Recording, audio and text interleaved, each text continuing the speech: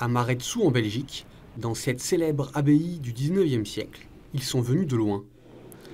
Des évêques du Rwanda, du Burkina Faso, de la République démocratique du Congo et du Cameroun échangent leur expérience avec leurs homologues de Belgique, de France et des Pays-Bas. Les 29 et 30 avril, ils participent à la 5e rencontre de la Fondation internationale Religion et Société. Jean-Paul Niyigena, rwandais, est professeur de théologie en Belgique et dans son pays. Celui qui nous accueille souvent, le père abbé de Maretsou, qui est en même temps vice-président de la Fondation internationale Religion et Société. Voilà. Ici, nous avons Monseigneur Philippe Rukamba. C'est lui le père de l'initiative. Il est l'évêque de Butare au Rwanda et il est en même temps président de la conférence épiscopale du Rwanda. Alors nous avons son éminence, le cardinal Antoine Kambanda, qui est l'archevêque de Kigali. Cette fondation est née au Rwanda en 2017, lorsque cette jeune église fêtait le centenaire des premières ordinations sacerdotales sur son territoire.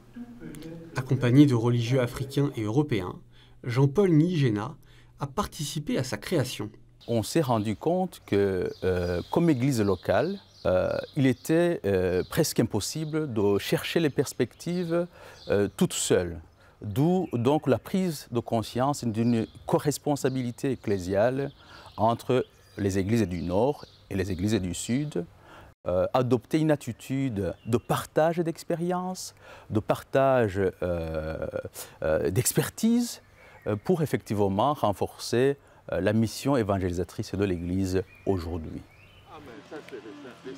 L'un des objectifs de la Fondation est la création d'un centre de formation continue au Rwanda pour les agents pastoraux. Chacun des participants est venu apporter sa contribution.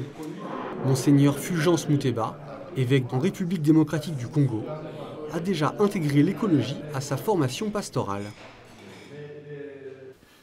Nous avons dans l'Église une pensée écologique qui est de plus en plus étoffée, surtout avec Laudato Si, mais il y a une pauvreté par rapport à l'appropriation de cette pensée écologique au niveau des pratiques pastorales.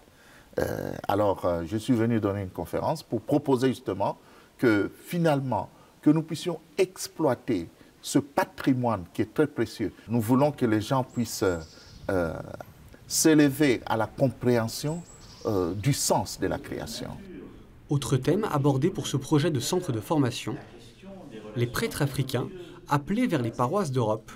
On constate aujourd'hui que les églises du Nord ont besoin des missionnaires, si on peut dire ça comme ça, de la part des églises qui viennent des églises du Sud. Mais comment ces missionnaires, comment ces prêtres sont préparés quand ils arrivent ici en Belgique, en France, en Allemagne, en Suisse, en Italie, en Espagne, il y a un décalage aussi culturel. Et donc, il est grand temps pour les deux églises d'harmoniser cette démarche missionnaire. C'est pour cette raison qu'une préparation est nécessaire. Monseigneur Johan Bonny est évêque d'Anvers depuis 12 ans. Il participe aujourd'hui à sa 2e rencontre de la Fondation. Pour lui, cette rencontre internationale permet de répondre ensemble aux défis de l'Église. L'Église a le grand avantage qu'elle est présente en tous les pays, en tous les continents. Et donc, on a les moyens pour s'aider, pour s'inspirer, pour passer des idées les uns aux autres, ou les moyens aussi les uns aux autres.